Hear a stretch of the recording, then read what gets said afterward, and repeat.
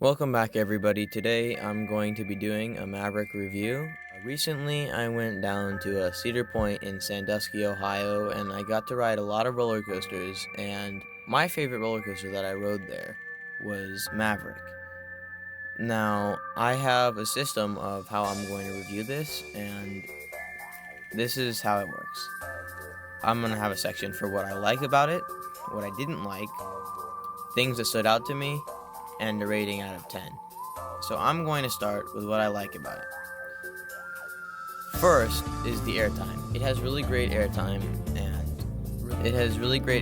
and really fast pacing throughout all the hills. Another thing I liked about it was the drop. Now this drop is the most intense drop that I've ever experienced. It's a 95-degree angle and you literally get launched into it.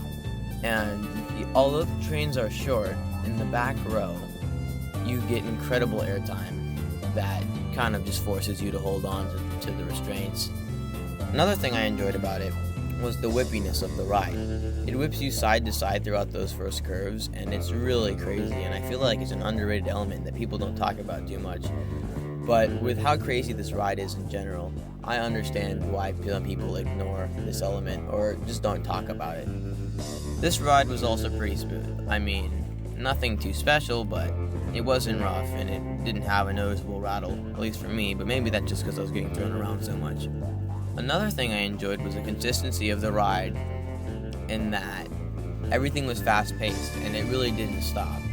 And even when I went into the launch tunnel, it was launching a lot faster than in the POVs. And by that I mean, when it entered that tunnel, it didn't slow down as much and stop for as long as it did in the POVs. It probably stopped for about 5 seconds before launching out of that tunnel at 70 miles per hour, which when I first rode it at nighttime in the back row was a completely unreal experience. Now I'd also like to talk about the theming of the ride, because the rock work is very cool and you get to go right through it. You've got a lot of those really fast-paced turns that whip you around.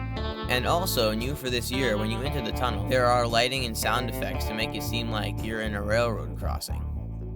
Now, it also plays a very cool sound when you launch out, which you can hear even when you're not on the ride.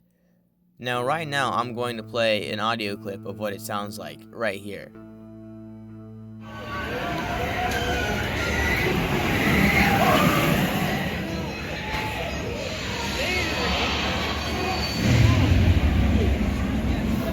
As much as I love Maverick, there are some problems that the ride suffers from. The first thing is that when you're reaching the top of the hill, the launch will actually slow down. Now I understand why they did this, and I don't think that everybody would be able to handle Maverick if it didn't slow down before the drop, especially in the back row. The thing is the trim brakes right after the launch. You actually run into those trim brakes a lot harder than you would expect looking from the POVs, because it looks like you're naturally slowing down while going up. Right after you release from those trim brakes, you're back to the normal fast-paced ride that you would expect from this.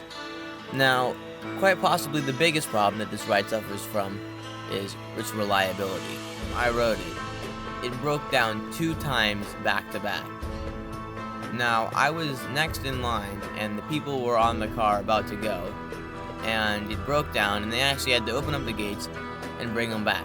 Got those people up, and then since we were in the second half of the station in the back, those people were waiting to get launched up while the other one made it to the second launch tunnel. Now, the other one actually stopped in the second launch tunnel and it broke down yet again when we were next.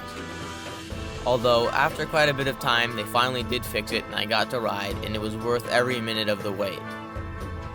Now, I'm also impressed that they managed to have it break down 2 times and yet still continue to operate it, and I applaud the Cedar Fair mechanics for fixing this problem.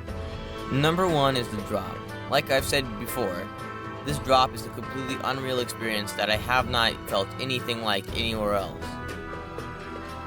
The closest drop that I felt to it was probably Twisted Colossus in the back row on the green side, which is the most intense drop that I've experienced next to Maverick.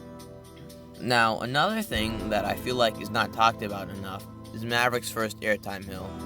That is the single strongest moment of airtime that I have ever experienced on a roller coaster, and I love it. To be honest, This was stronger than any moment of airtime I experienced on Steel Vengeance, although I do suspect that it was running slow when I went. Another thing that stood out to me were the Stengel dives, which are probably the most talked about element on this coaster, and for a good reason. These things whip you around like crazy, and not in the way that you would expect. Now, I'm not saying they don't whip you around, but while looking at POVs of the ride, it really doesn't do it justice to the way it whips you around.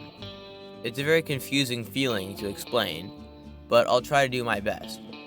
One of the reasons I find it so weird is that you're floating in your seat the whole time because you just get picked up so fast. Now, there are two of these, and the second one is definitely the most intense one, and it really ends the ride with a bang, although that airtime hill right after it is no joke.